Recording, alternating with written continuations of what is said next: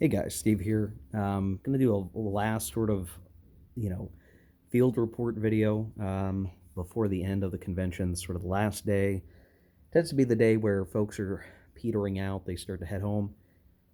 Usually get like one or two short games in, and then everyone's checking out of their hotel room and heading home. And that's what I'm about to do. But I figured I'd find a quiet place here and do a quick report out on the last couple of games played.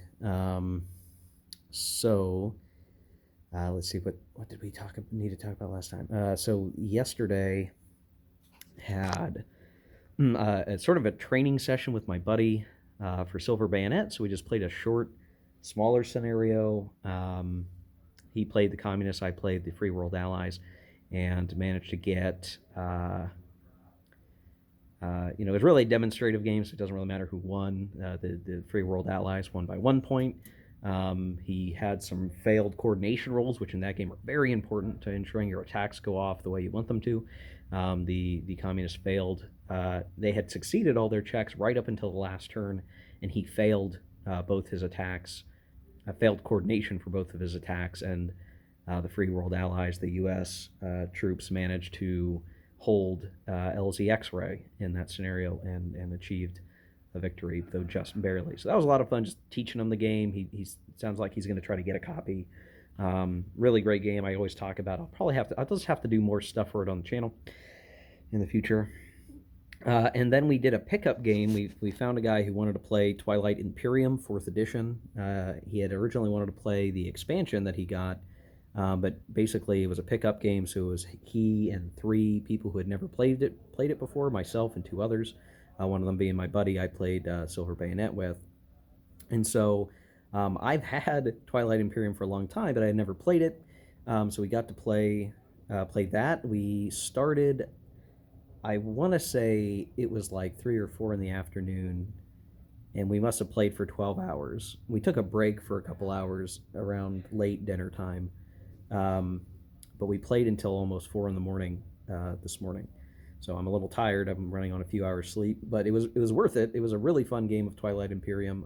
I was in the lead for most of the game, and I almost won. And it was just sheer dumb luck that a card came up that got tossed, and then a new card came up, and it affected my pathway to my final victory point to win the game. And so I didn't win, but my buddy next to me did win. So it was a really close game. We all had like 8 or 9 victory points, and it was just going to come down to this last set of actions, who could get over the top first. And I just missed it. But for a first time playing that game, I think I did pretty good, and it was a really great learning experience. I feel like I understand the game now. I could teach it to others, and I can maybe even get my own copy off the shelf and actually play it, which is pretty cool. So Twilight Imperium, very very fun. It's not necessarily a war game in the war game conventional sense, but is a good board game to play at conventions. It always gets a lot of play, and I had a good time with it. So all good things. Today I did play a single game with once more with Justin. His channel's Justigard. He and I and one other person played Versailles 1919. Now that's a game you can play ideally with 3 or 4 players. There's a solo and a 2-player way to play Versailles 1919 as well.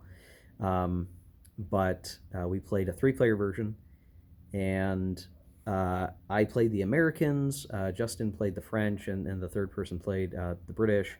The British won. I came in last, but it really was a good learning game. It's part of the Great Statesman series, so Churchill and Pericles, and now this is the third one. Versailles 1919 is very different. It lacks a war game element to it, which is a little bit different than the other games, but it is a very kind of light, a light game that moves pretty quickly. I think for the first play, I was still figuring out what are the types of things I should be focusing on, but by the end of it, I had a pretty good grasp of how to play it. I did like it. There's a few things that I find odd about it, but generally, I had a good time with Versailles 1919. So, that was fun. I would show some stuff of that. I'll upload some pictures to the YouTube posting part of the channel, so you can see some pictures. But I do have a copy of the game. I had brought my own rules, but it was very easy to learn. Ultimately, like super simply easy to learn to play the game. So that's a really good thing for it, an advantage. But that's it. That's it. What I'm going to do here is, this is the field report. Probably later this week, I'm going to do a sort of after action video that's a little bit longer. That's going to kind of bring together all of my thoughts on the convention itself, talk about some of the highlights and all of that. But we'll save that for later in the week. This is just another short check-in video as I'm getting ready to head home. So hope you guys enjoyed watching these short ones.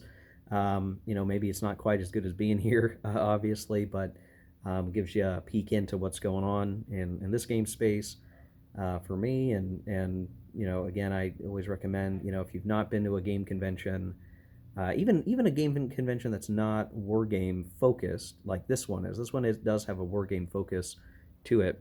Though there's a lot of Euros and other board games played here, obviously. Secret Hitler, Battlestar Galactica, all that stuff gets played here regularly. It has a war game bent, which is great. But even if you can't attend a war game focused convention, even just a board game convention is just a really great time. Pandemic's an issue, obviously, now, but it worked okay here if you can stand wearing a mask for most of the day. I was able to do that, though I'm going to be glad to not wear a mask when I get back to my home. But yeah, it was a good time, guys. These are always a fun time. I think everyone who's here has said that it was just really good to be able to do this after a couple years of not being able to do it. Seeing friends we haven't seen for a while, getting to just be amongst people with the similar interests and getting to enjoy food and beer and just having a good time. Really, really a good thing, and refills your cup, so to speak, amongst all the craziness that the world is. So thanks for watching, guys. We'll do that wrap-up video later this week. And until then, take care. Keep on gaming.